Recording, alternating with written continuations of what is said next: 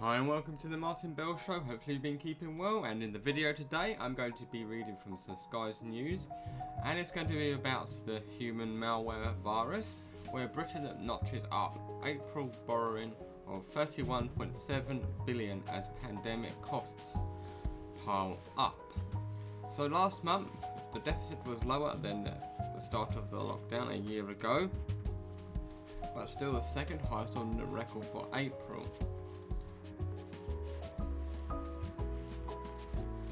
Britain's notches up £31.7 billion of borrowing in April as the costly impact of COVID-19 crisis stretches into a few financial year, and official figures show. So the deficit was £15.6 billion smaller than the same month last year, when Chancellor Rishi Sunak turned on the spending taps as the first month of the lockdown crushed economic activity. But it was still, apart from that, the highest level of April borrowing since records began, the Office for National Statistics, ONS, said. So that is good, that the borrowing is going down and everything's going in the right direction.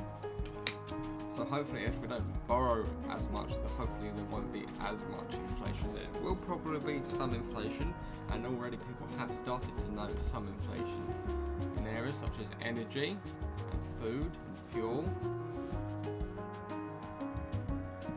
Costs, because obviously people are making them, picking the vegetables and the fruits, so there's less food that has gone to waste.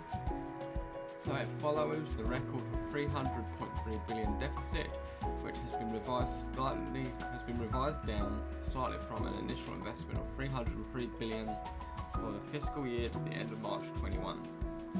Borrowing level, the shortfall between what the government spends and its income was at the low level not seen since the end of the Second World War. As the borrowing stretched into April, Britain's debt pile reached 2.17 trillion pounds, 98.5% of gross domestic products, its highest level since 1962, according to the ONS. So I think my understanding of GDP is the gross domestic product. So basically, say if we have like £100 worth of products sell, that means we would have £98.5 worth of debt. So we haven't got more debt than we're producing, which is a good thing, but it's near 100%, which is not great, but it's understandable for the situation that we're in. So it's not unreasonable. So public finances have taken the huge hit as tens of billions of pounds are plunged into the support for jobs through the furlough scheme, and the same time as spending on health has helped to be ramped up during the pandemic.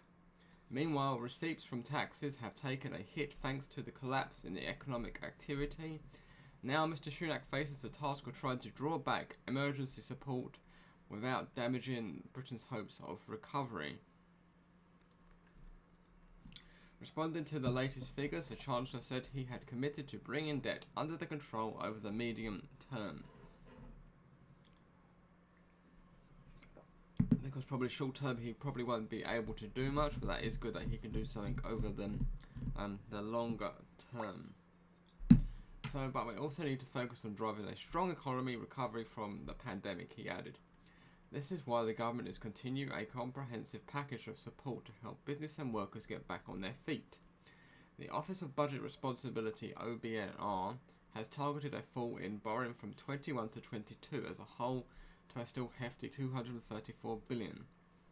The latest ONS figures showed that the fiscal year began with central government receipts at £3.8 billion healthier than a year ago as the economy began to reopen, with the spending from Whitehall at 12.9 billion lower.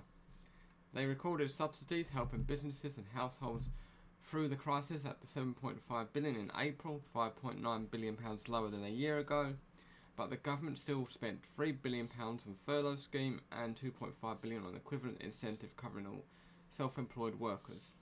Ruth Gregory, senior UK economist at Capital Economics, said the latest figures showed the government's finances were in better shape than suggested by the OBR at the time March budget.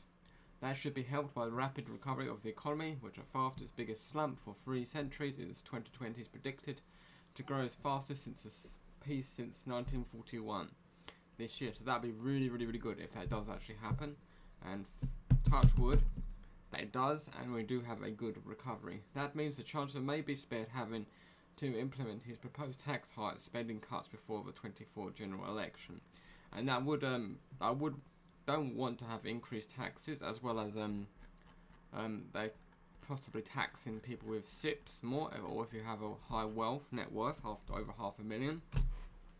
I don't think people should be punished if they've managed to put money away each month and made some great sacrifices, and then they shouldn't be punished for that whilst others enjoy and squander their wealth, well, lack of wealth, and they have nothing to show for it. I don't think it's fair. I think someone who's worked hard to put their money away into the pension shouldn't be punished harder than others who haven't.